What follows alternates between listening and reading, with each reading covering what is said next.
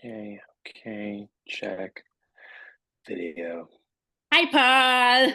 There we go. Hi, Kat. You can hear me and you can see me just fine. Perfect. Perfect. Okay, before we quickly start, my son wants to quick say hi. Please.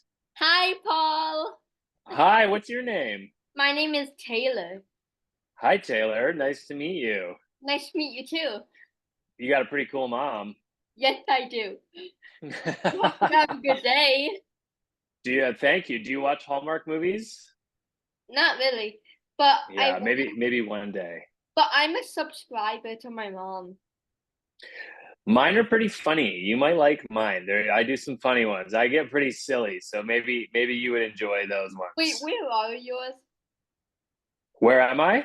Like, how do I find yours? Oh, your mom would know. Hallmark Channel. All right. Can I watch it? All right. Mom's on top of it. Yeah. Have a good day, Paul. Yeah, you too. Very nice to meet you.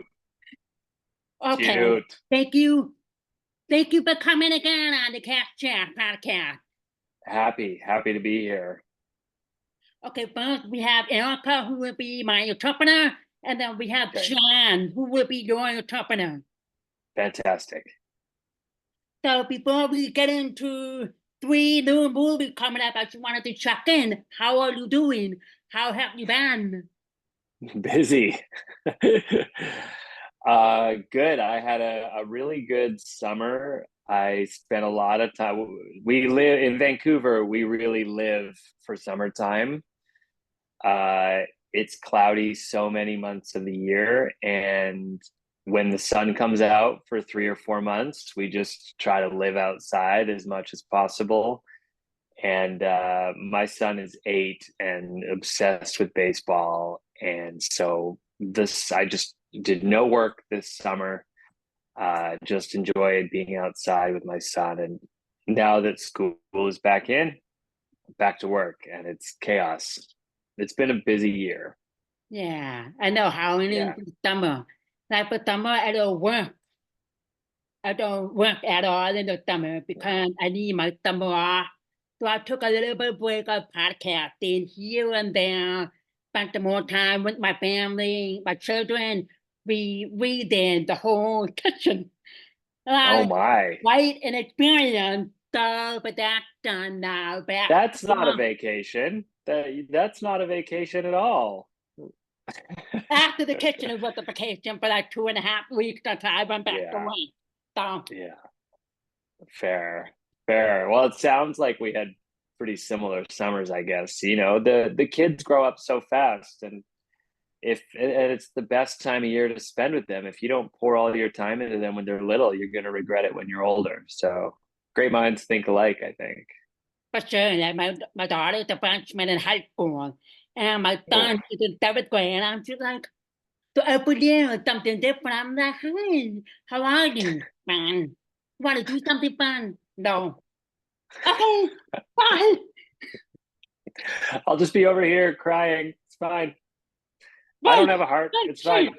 Don't mind your mother. Just don't mind me. I just gave you life. It's okay. Definitely. Yeah. Now, the case in Mystery Lane, that's in Italy. I do not know where to start with that movie. All I can stand. Wow. In many different ways. I tell everybody and I talk about that movie. I should want to say, forgive me for saying that, but I wanted to say, holy light with the hat, yoga skin, was that costume all you're doing, or was it just part of the whole movie? I think, well, the costumer presented me with 2 or 3 different options. It was pretty clear right away what the right option was. I tried the shorts on and I was like, oh yes. And what didn't make it into the movie, into this cut, which is unfortunate, and they cut it for time, but that whole sequence was slow motion. So coming down the hallway, there's like a head flick, Oh no. and then coming into the room and ripping the pants off slow motion, and then they hit Aimee in the face, the pants, Oh my and it God. was, yeah, but I think it ran too long, so they ended up having to cut it. But I can't believe they let me wear those shorts in the movie. I thought for sure they'd be like, we too much thigh, but no, they made it in, and I was very happy about it. Yeah, but I like the movie was just good, really good. A little bit better than the first movie. The first movie was good, but I think one up in the standard for the I whole thought so. story, the plot, Thank you. and Detective Tom. As soon as I saw him come on the screen, I was like, okay, here we go again. How much trouble am I in for that movie? I know. I think it's a testament to how strong our writers are. They're really, really talented. As a writer, I'm envious of them as writers. They're a married couple who work. They are essentially Alden and Birdie in the movie, and they just know how to write relationship. And I think what we benefited from so much in this movie is you're building on a foundation that's already been established. So in all the great TV shows, it's always the later seasons that get better and better because you're so familiar with the characters. And this movie benefited from that familiarity and the quirks and the peccadillos and all the things we come to love. And then you just add on to that, on top of being very cleverly written, just a really fun, clever script. Definitely. So when the second movie was in the work, and about how was it like to be back with working with Aimee and working with the old and the new cast of Mystery Lane? It's so great. I mean, Aimee, Matt Hamilton, who plays Officer Air Quotes, and then our director, Mike, who's wonderful. It does, it feels like a little family. You develop a shorthand, you develop a way of speaking. There's something so fun about being on a series, on a TV series, because week to week, you're not building a new world. You're not having to redevelop the characters. You just fall into these really fun, familiar rhythms. And then the X factor, the surprise, is always, what do the new cast members bring to the dynamic, and how do they change the dynamic, and how do you navigate around them? And that's, for me, that's the joy, is what new surprises does each new cast member bring to this episode. And I think they were all wonderful. Really, really great cast. Yeah. Let me think. Did you feel, as you look back into the characters at Alternate Case and Birdie Case, do you feel like they involved constantly into their characters and teamwork and connection into following the second movie, Mystery Lane? Yeah, that's a great question. I think the challenge that we're facing, which is unique to Hallmark, is that we're a married couple, and in so many of these, these ongoing murder series, you have, apples and oranges, oil and water, and will they, over the course of 5 episodes, sort of grow closer together? In our dynamic, we started out in a marriage that was struggling a little bit, and by the end of the first episode had resolved to close the gap and work together as a team. So in terms of emotional development in the relationship, you don't have as many places to go in terms of growth. So there has to be personal development.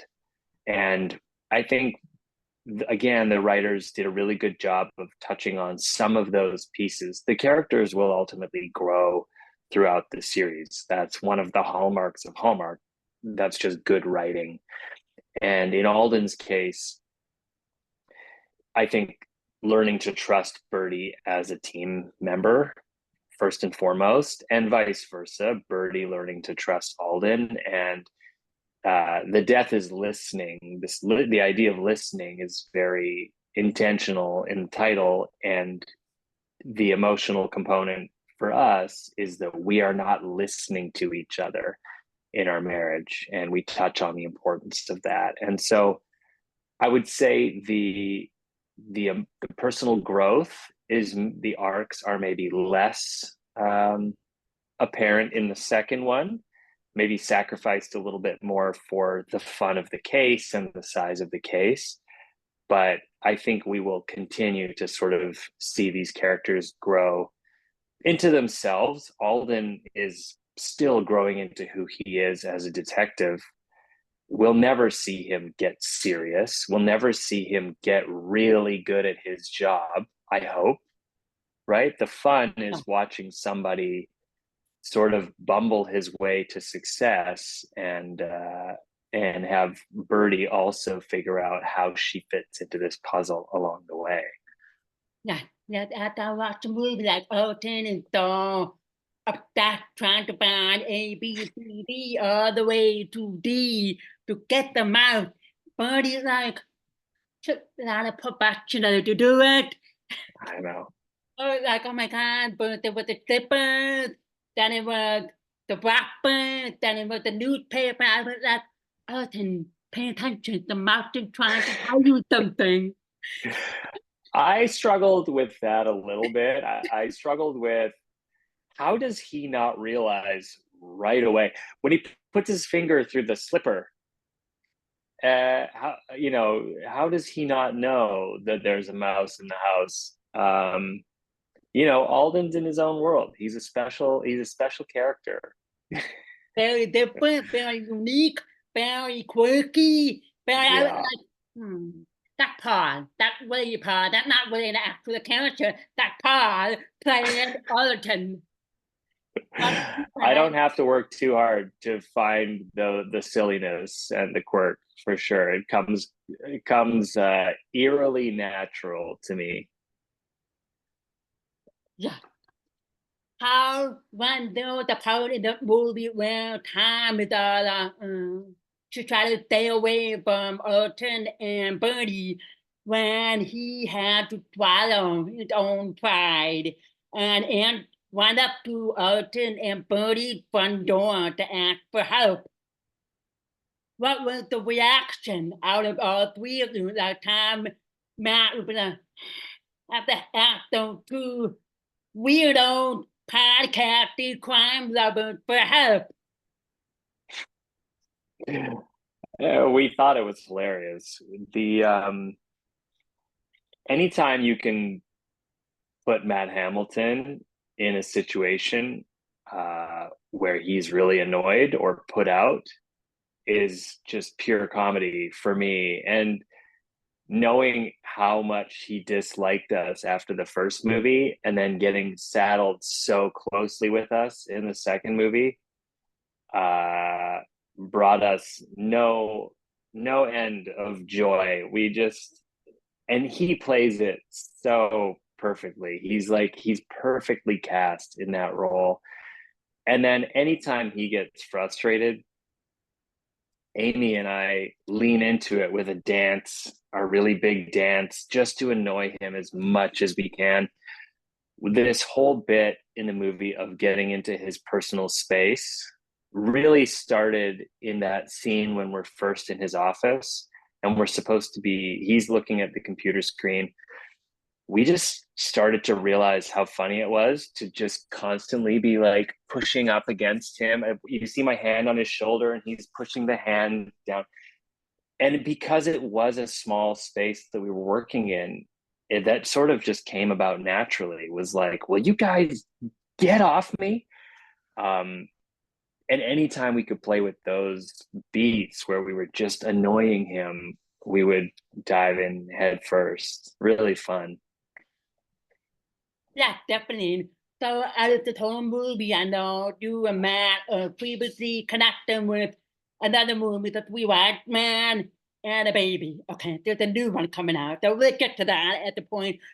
I feel like there any time during the movie that you almost broke character between the three of you with Birdie and Detective Tom and Alden. All the time. So badly. Um, Probably the worst I've ever done on this movie in terms of breaking character. This scene where we're interviewing Peter as Pat LaMarche, it was Peter Benson. But again, he was doing this really weird voice modulation where he would go high and then low and sad. And it didn't really make it into the movie, but he kept doing it on every single take. And I was crying with laughter. We didn't get one take where I wasn't crying with laughter. They cut around it in the movie, but it got to the point it was really bad. I was really holding up production, and Matt couldn't look at me. There was another scene where I go, cookies, where we've snuck into the guy's house ahead of Matt. We were supposed to wait, and I answer the door, and then he walks up and rips the mustache, and I made some quiet. I would always go like, I loved you. I would always say something. And I asked him for those takes. He wasn't allowed to look me in the face at any point during that scene, and I wasn't allowed to look him in the eyes at any point during that scene because we couldn't get through it without laughing. Oh man, I probably have to watch that movie again. Oh, that's what he's talking about. That's what he's talking about. Because I know you guys definitely broke character quite a little bit in The Three White Man and a Baby movie. So I know. Oh, all the time. Like, that was another terrible one. And this time around was no better. I'm not good at my job. I'm very unprofessional. All right, that's the conclusion for the mystery lane now. I'm assuming there's going to be a third installment in the works because we have to figure out the connection with Birdie's father and the FBI. That's the plan. I hope. I think we're waiting to see how well the movie did. I think it depends on viewership and how many people tuned in. And if we got a really good response, then I think there's a very good chance there's a third one. And if people didn't come in and watch, then that may be it. I don't know. But we're waiting very eagerly to hear. Watch that movie, but we don't have more people to watch Well, that movie. get him on it. Yeah. All right. So again, that question, I know you worked with the director Mike Wall, and it's different other movies. So how was it? What was it like to be able to team up and work with him as the director and acting? On Falling Together? Yeah, it was. Mike is just the gift that keeps on giving. He's so perfectly suited for Cases of Mystery Lane because he has a really quirky sense of humor. He has a real sense of play. But then on a movie like Falling Together, that's arguably more serious in tone and deals with some more serious subject matter, he's just the most consummate director. He understands story and character, and he can transition from comedy to more dramatic fare so easily. And when you develop, again, a shorthand with a director, you know their style, you know how to deliver performances that they like, and it just makes your work so much easier, you know, because oftentimes directors and actors don't always see things the same way. It doesn't happen as much on Hallmark movies. In fact, very rarely have I worked with a director that I wasn't 100% eye to eye with. But when you develop that rapport, it just makes your job so much more enjoyable. You know, working with your friends, as we seem to keep doing over and over, makes the job so much easier and so much more fun. Yeah, we're gonna go through quickly to Birdie together before we go on to the popular movie that everybody's very excited about. I wanted to comment about Birdie together with Ashley Williams and of course the director Mike. I'm looking forward to that movie because obviously it will hit close to home for me because I lost my grandmother to the Alzheimer's. So I'm looking forward to it, and I'm already doing a walk, doing a couple of miles for the walk for Alzheimer's at the end of this month. So I just wanted to share that. Thank you for making the movie, and I would thank Ashley and the writer and the director for making the movie come to life on Hallmark so people can see about seriousness of a disease, grief, love, loss, and all into one movie. Yeah, I mean, credit goes so largely to Ashley and her husband Neil, who are both really good friends of mine, and this project has been something that they've been developing for some time. A friend of theirs, Adam, wrote the script, and another writer, Rick, also worked on the script. And it's such a beautiful story. And I came on much later in the game and felt really blessed to be part of it. Not very often we get to shine a spotlight on something as important as Alzheimer's, you know, and really talk about stuff like that.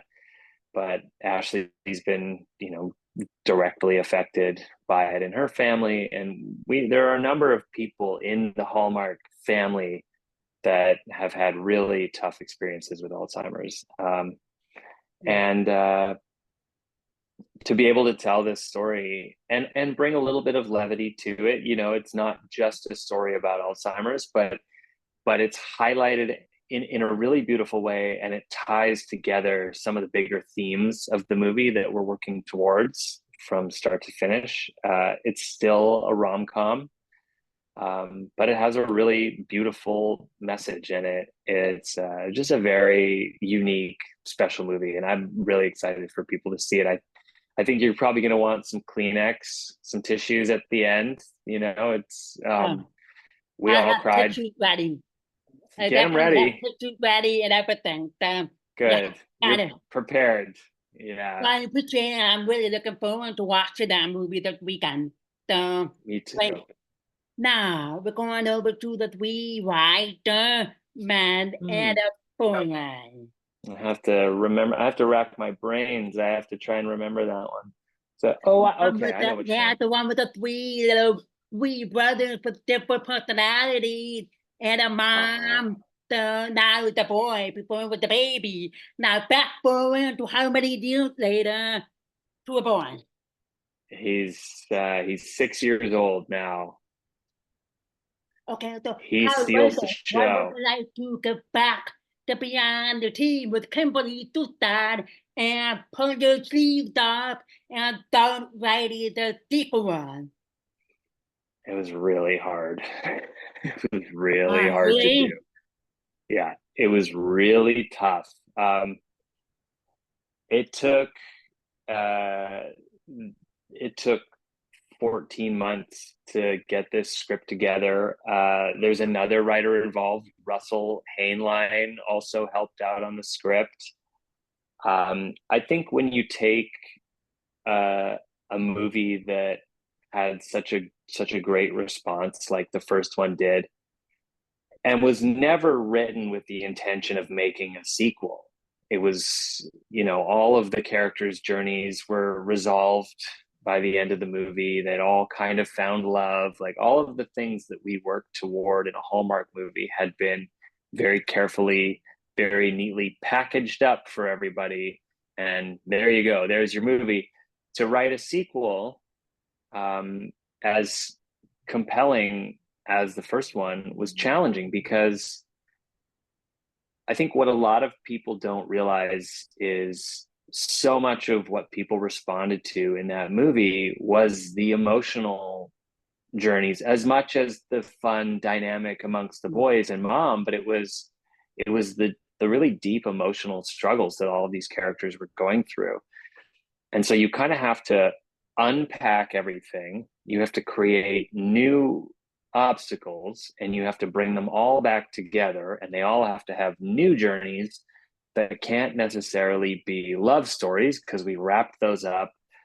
And we knew we couldn't get away with something that was just kind of fun and frivolous. So we had to think with our hearts first. And then when you come up with something that resonates with the heart, how do you make that funny? And it's a big undertaking, we did it though. I'll tell you that, we did it. Yeah, we were like, oh, wait, I'm sure everybody in the world, the Hallmark world was like, sequel, no sequel, something like that. No sequel is good enough. Wrap it up, happy ending, or whatever. And then we're hearing works in the sequel, we're like, a sequel with Tyler and the do and the Andrew without these emojis. I was like, are they going to be trapped into a video game or travel back in time? Or Luke or someone else, Luke the boy this time? Or what? We were trying to figure out what the second movie will be all about. And I saw a small sneak preview during, I think it was Hint and Her movie by Brendan Elliott and Lacey Chabot. So I paused that. I was like, okay, rewind. I need to watch that sneak peek of that movie to make sure I can get what kind of story or what kind of theory going to happen. I'm like, Of course, they won by 2 fast. So I'm like, I haven't seen it another time. So yeah. I didn't know there was a sneak peek. Okay. Sneak peek, I thought sneak peek during Lacey and Brendan's movie. And I think it was another movie, I can't remember, but one of the movies that happened this past weekend showed a sneak peek. I have a theory, but I'm not going to share my theory, because not a lot of people watch Hint the Hern right away, or they watch it a couple of days later, or a couple of weeks later. But I have a theory. And I'm very happy to see that the boy Thomas will be part of the Sugar Plum Berry Band with the 3 of you. Did you think for 1 second we would make a movie and not incorporate that beautiful little boy into that ridiculous dance? Ridiculous question. Let me tell you something. That kid will break your heart. He steals the whole movie. He had never really acted before. He'd been in one movie, and I think he maybe had one line. And they struggled to find the kid. And we were really worried. We tried to write a smaller part for the child, because we thought, what if the actor's not great and all of these scenes need to be carried by this kid? So we underwrote the part intentionally, just in case the kid that they got was not very strong. And this kid at the last minute showed up and just destroys. He's so charming. He's so natural. He's just being a kid, and he just wants airplane rides between takes, and he's playing with your face, and he doesn't know there's a camera there. He's just being a beautiful, free child. But he could hit a mark and say his line and make his eyes twinkle. We all fell in love with that kid making this movie. How did you guys, now talking about the boy, the cat, how did cat? Was there a lot of boys, or was it just like, nope, that's the one? So how did that boy appear? No, they looked at a bunch of kids. They had a couple of options, and these kids were great, but they were really rehearsed. You know, some child actors have a very rehearsed feeling thing to them, which is fine. I mean, that's what you expect out of a child who's trying to be an actor. It's a challenging job. But I think the beauty of Miles, who plays Thomas, was that he wasn't really an actor.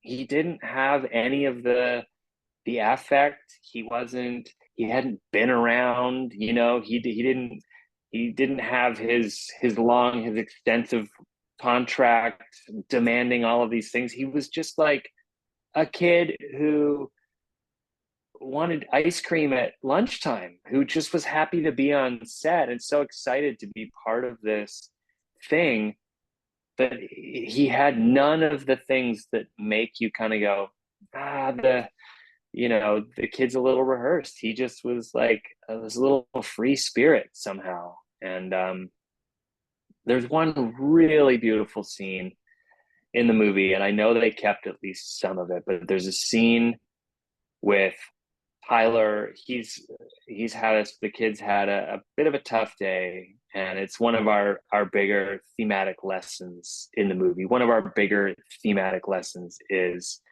you're okay just to be you. You are enough. You can be loved just being yourself. And Tyler takes the kid into the little fort we've made in the living room, and there's like a little light shining. He's in the fort, and there's blankets and pillows, and Tyler's trying to have this really heartfelt conversation with him. And Miles is in character, and he's just like snuggling his head onto his face, and he's playing with his beard, and he's like, Oh my God. kind of just, but in the way that, you know, your little nephew would do to an uncle, and climb onto his lap and then get distracted and sort of crawl away. And you see Tyler being challenged as an actor, truly challenged to work in this really raw dynamic. And of course, Tyler's a phenomenal actor and makes it work beautifully, but the whole scene feels like you're actually just watching life play out in the most beautiful, organic way. We were all watching the monitors just going, holy crap, like this is not, we're making something really special here. And a lot in part because of Miles, our actor. That's amazing. That's amazing. Now I'm like, okay, I got to see that movie. So I'm looking forward to it. How was the experience working with Thomas? Like that, I mean, all play, have fun, not really in acting or anything because he's a kid. When it comes to rehearsing the Sugar Plum Berry Dance, was it easy for all three of you guys, you, Tyler and Andrew, to remember? Or did you have to like practice run through to remember your pose and now they're involving Thomas in it? Yeah, I think you'll see that what we ended up coming up with. First of all, I think we danced a few times. There's a couple different times that we're dancing in this movie. I'm not giving anything away by saying that. We knew that we absolutely owed a version of the Sugar Plum dance, and our initial thought was we have to be bigger and better, and we have to be flashier. And then we realized that we just needed it to evolve. And so when we ended up filming that scene, it was at the end of a day. It was pretty rushed, but we had rehearsed it, like we had refreshed it with ourselves. But trying to teach the steps to Miles was virtually impossible. We didn't, and so we kind of had an idea in mind of what we were going to do when we started to shoot it. And it just became something, our plan fell apart immediately, you know, because Miles just was Miles. He's a 5-year-old.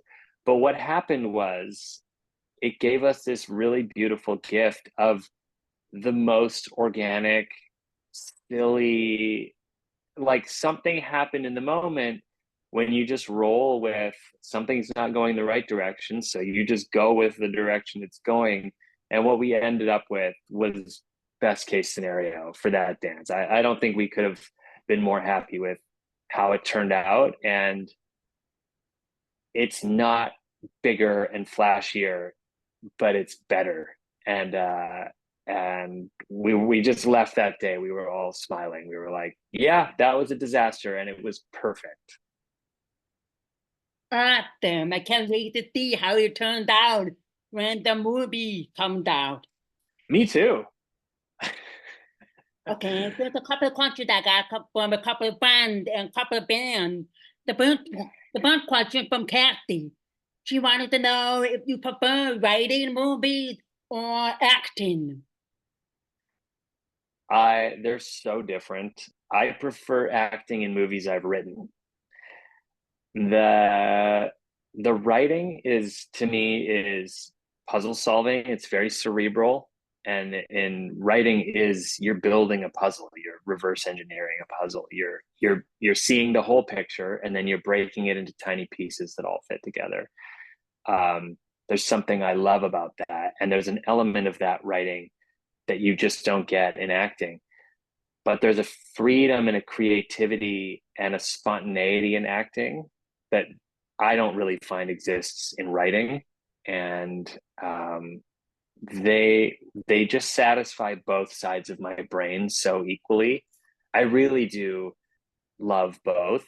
For me, my favorite thing in the world to do is to act in something that I've written, to be able to have to bring my own words to life and see my friends saying the words, and then kind of let everything go, let the words go, and then just have everybody sort of bring their own thing to it and see this thing take on a life of its own. These scripts always evolve into something bigger than what's on the page. And that makes me so happy. Yeah. They're very good to write them. I've seen all these movies that you co-wrote with the partner or yourself. Just amazing how the story flows and how you are able to be part of it too. So it works both ways. You're very good and intelligent. Thank you. Another question, do you have an actor or an actress that you would like to work with that you have not yet worked with? I don't think it had to necessarily be Hallmark, because obviously Hallmark has been interchangeable and you work with pretty much maybe everybody. Bill Murray.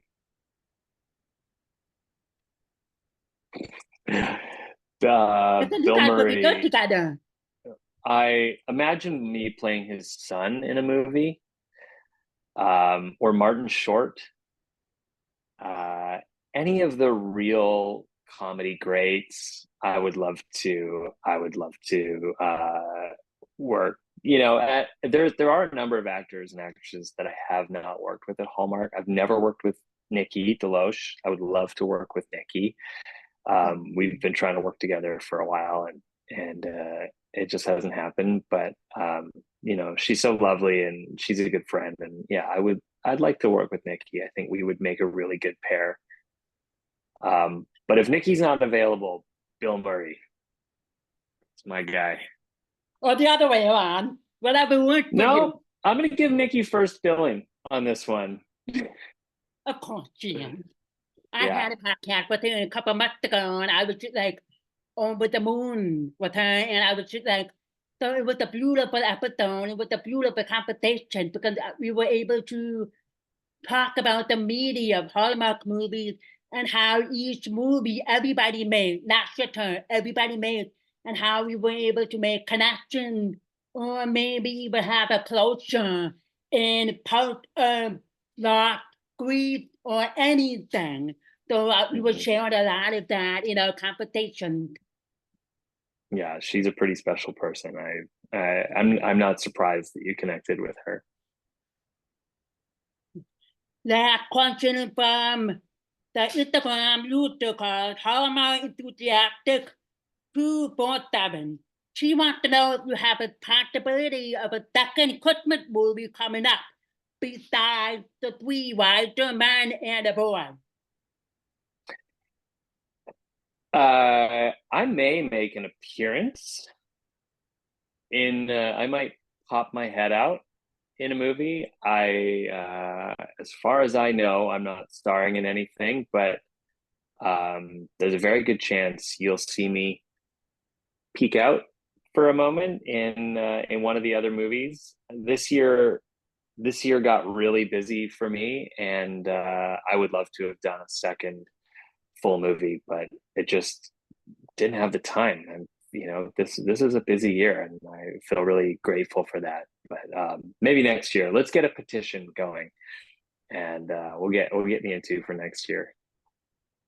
Yeah, I thought that petition. I work with some people. I mean, like get Paul Campbell 2 or maybe 3 Christmas movies that come, and one of them has to include Bill Murray or Nikki Delch. I like it. I like it. Smart. All right, Smart. last question from the same Instagram user. She wanted to know, do you have any of your own leading movies this year? Any of my own leading movies that I'm writing or that I'm starring in? Just Acting. that I'm acting. Nothing. No, nothing else this year. So the 3 movies is the most that I've ever done in a year. This is a busy year for me. Tyler and Andrew do a lot more. They'll do 4, 5, 6 movies, but 3 is pretty good for me. And I have an 8-year-old that I love to spend time with, and any more than 3, and it becomes impossible to also be a parent. It's really challenging. But I have some ideas. I have some things that we'd potentially like to pitch to write, and some pretty fun ideas. So perhaps next year. I mean, that's all of the questions I have going to this episode. Now, I just found out a couple days ago that you are joining officially to the Hallmark cruise. So how do you feel about that? I feel great. I wasn't sure at first when they asked me, and I thought, I don't know that I've never really been on a cruise. I think it sounds like fun. It's definitely going to be unique, and I'm excited. I know Hallmark, and I know that they do such an incredible job with planning, with everything. It will be so impeccably put together and organized. I think it's just going to be a really good time. And the crew of people that I'm going with, they're all my friends. And I am a little bit of an introvert by nature. I'm a bit introverted, and sometimes the big crowds, sometimes I do get a little bit overwhelmed, and I need a little bit of space. I've been assured that there will be space on the boat should I need it to go and just, take a moment. But I'm really excited, and any excuse to work on my tan. I mean, sign me up. But unfortunately, I won't be going on to the boat either of the cruising, but I will be going to the Rama Drama in Georgia, and I will be in New Jersey for Christmas time, but I won't be volunteering this time. So you will find me in one of your lines one of these days. Good. I'm excited for both of those events. There's also the Kansas City event that Hallmark Associated. There's so many events this fall and winter. It's a busy time of year. One after one. All my friends are only going to this. I'm like, wow, am I made out of money? No. Yeah. I'm going to Rama Drama for a couple of reasons. Because I missed my chance from the previous Christmas con, and they're not going to the upcoming Christmas con. So hence Rama Drama again, and I will be able to see a couple of my friends that I have not seen. And then of course Christmas con, I will see everybody, the usual. But I'm like, wow. I'm like, if you're going to call me, give me a shout out or something like that. I know it's getting pretty busy. I just keep pinching myself. It's hard to believe that it's turned into all of this for us, you know. I think as the actors and I know there's at least a couple of the regular writers are going to be going on these cruises and attending these events, and it doesn't escape us for one second how lucky we are to be able to consistently work, but to also work with our friends and to be treated like family and to be included in all of these incredible events. It's, you know, they are experiences of a lifetime, and we get to do them over and over. And I honestly can't believe I get to do this. It's pretty I wild. know. I think about Yeah. now. I know some actors that take along their family for some filming or some event. But do you ever like bring along your son, or how did that work? I mean, with it schooling or time off or depending? I haven't yet, because the events that I attend are so demanding in terms of my time and my energy. You know, Christmas Con, he could potentially come, but he has to miss school. And he's only 8 years old. So that's a big trip to go to the East Coast. We live in Vancouver. You know, it's a full day of travel. And then I'm not even around to be with him. So no, he hasn't come to anything yet, but I think in the next couple of years, I could see that starting to happen. I think as he grows a little more mature and more independent, and I think he would actually get some enjoyment out of it as opposed to just being bored. Awesome. I mean, now we have that all I have for you tonight. Do you have any comments or questions before we wrap the thing up? Because I know you have an Instagram live coming up in a couple of hours with Ashley. Coming up in an hour and 10 minutes, I'm doing Instagram live. It's been a busy day. I don't really have any comments other than to say, you know, I'm really proud of these movies. I'm really proud of Cases of Mystery Lane. I desperately hope we get a third, fourth, fifth, all the way to 37, because I love it so much, and I love that I get to be silly and I get to try as much comedy as I like, and then to be able to transition to a movie like Falling Together and tell a really beautiful story of love and friendship and community, and then back to comedy with Three Wise Men again, which I'm also insanely proud of. This has been a pretty monumental year for me in terms of you know, just my career and being creative and being rewarded by all of the nice things that creativity has brought. I'm really grateful, and I'm really excited for people to tune in and see these movies. Yeah, thank you again for coming on to the KatChat podcast. And we wrapped it all up. I just wanted to share for myself, and I'm sure everybody out there, every time we see a movie come out or a possibility of a sequel to what movie, we were like, oh. And of course, it's the prior to that all, and we were like, wow, this is going somewhere, like what Andrew and Nikki's movie with the Curious Caterer. We were like, come on, we're like, we want it. Why is this not happening? And finally, they're giving us something. So I'm hoping the Cases of Mystery Lane will be something similar with the process and moving on, coming up with one plot to the next.